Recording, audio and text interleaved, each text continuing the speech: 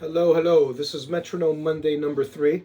I would give myself maybe a A minus in terms of metronome practice this week.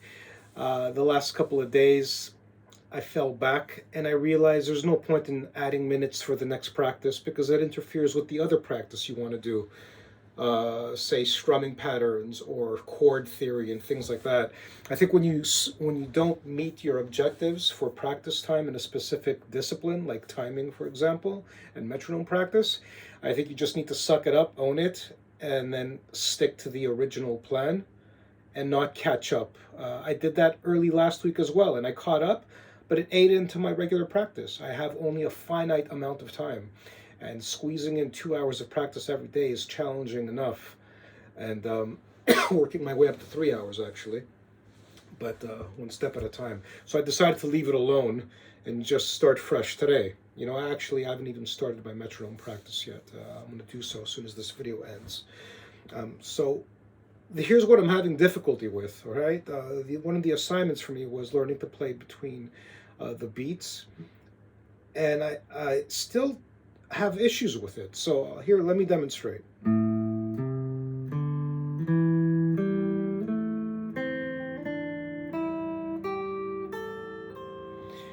Now, I don't know if that was in time or not, but we're about to find out. Um, Here, Polynome Pro. Here we go. This is a great app, by the way, Polynome Pro. So it's at 60 beats per minute, like I left off last week. And playing between beats is a tough one. Now, I don't have the semitones in there, the semitones. I don't have the crotchets for eighth. The app allows for it, but I want to try and learn to do it by ear. So play evenly between the beats. So eighth notes is what I'm going to attempt here. So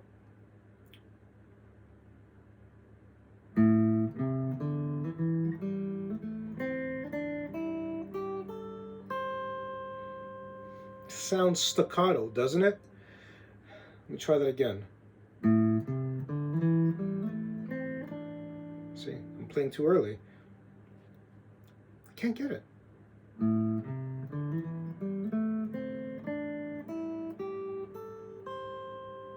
Huh.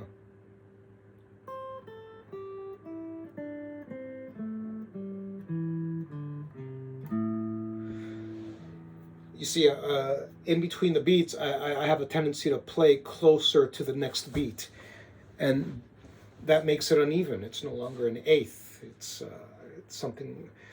When you're playing with a band, I mean, the drummer is your metronome essentially, well, the rhythm section, bass and drums, but really the drummer.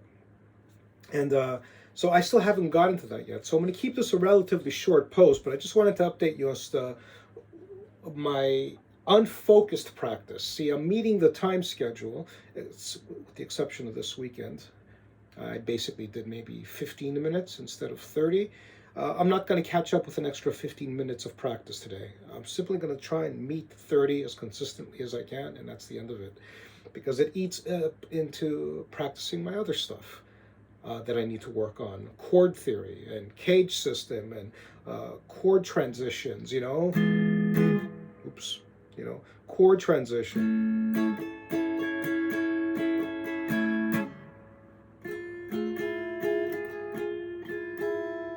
I'm messing it up because I'm so wrapped up in trying to get it done quickly. So that eats up into something like that, for example, right? And when I'm able to do this in a solid metronome beat, like, well, let's give it a go.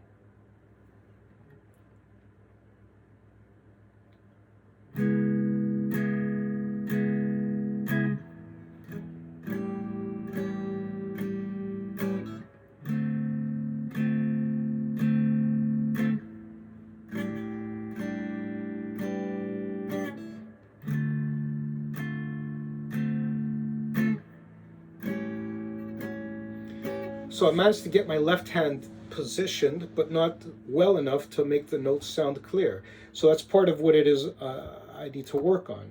But these other exercises, with the pentatonic, major, minor, and Ionian, I need to integrate my metronome practice into learning those skills at the same time. It's, again, when it comes to guitar practice, it's all about killing several birds, killing as many birds with one stone as you possibly can, where you're developing in each area at the exact same time. So Ionian scale, play that to 60 to 100 beats per minute, things of that nature. And this is what I'm trying to learn to do, because I have a guitar teacher. Well, I haven't had him in a while, actually, because I'm still trying to budget for that.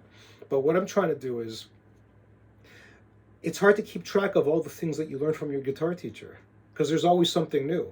So much so that I had to break up the lessons to monthly. Forget about the cost savings, but I needed a month to really get certain lessons down. And then when I'm focusing on the next thing, I'm not focusing on what I learned before.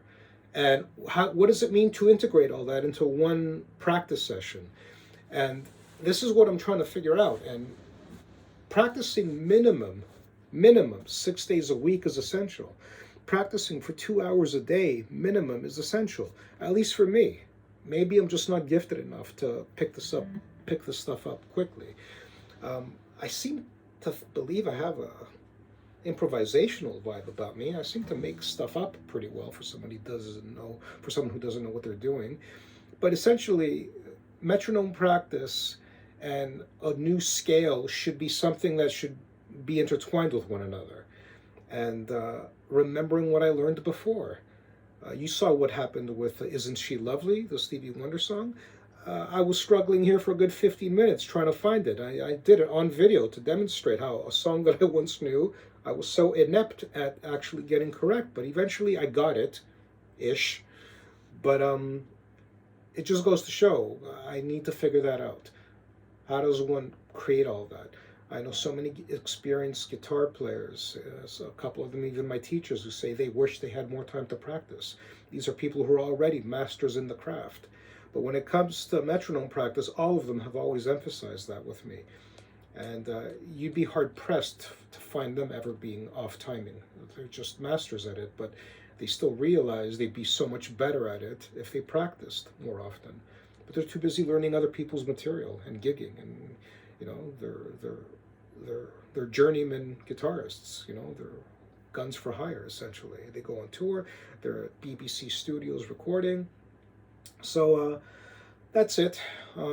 That's my task, learning to play between the beats, and maybe as a bonus, get it done in chords transitions as well, and caged, going from C, A, G, E, D of a particular thing,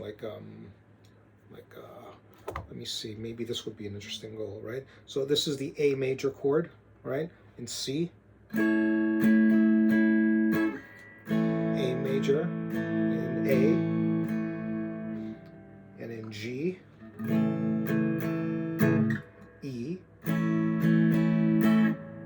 and D position.